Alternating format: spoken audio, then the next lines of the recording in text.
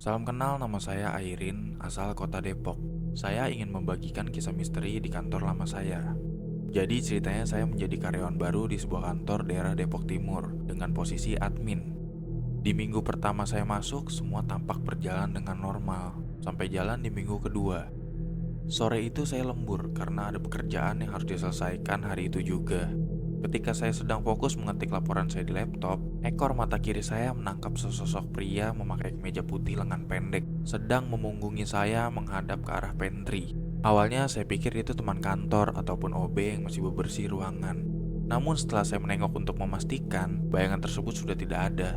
Awalnya saya takut, tapi saya pikir mungkin saya halu karena kelelahan bekerja.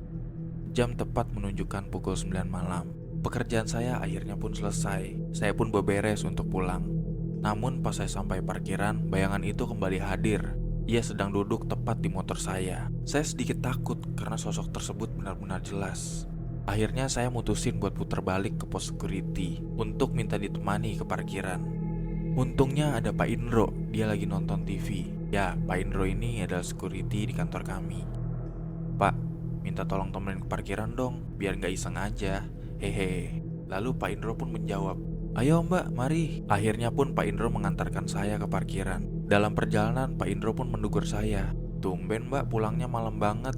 "Iya nih Pak, kerjaan lagi numpuk," jawab saya. Sesampainya kami di parkiran, ternyata bayangan itu masih ada dan masih duduk di motor saya. Saya pun jalan duluan untuk menghampiri motor saya, diikuti Pak Indro yang berjalan pelan di belakang saya. Semakin dekat, sosok itu semakin jelas. Saya pun sudah gugup dan baca doa yang saya bisa dalam hati berkali-kali. Lalu sebelum 3 langkah saya sampai di motor, tiba-tiba bayangan itu berbalik dan menoleh ke arah saya.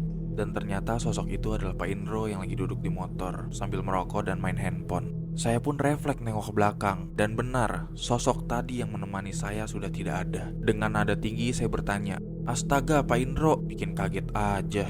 Bukannya tadi Bapak di pos dah, terus nemenin saya ke sini."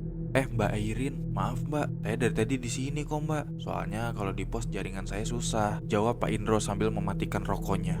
"Enggak kok Pak, tadi Pak Indro tuh di pos nemenin saya ke parkiran," jawab saya sambil nada yang tidak yakin. Dalam hati saya juga bertanya-tanya, siapa sosok yang menemani saya tadi dari pos sampai parkiran?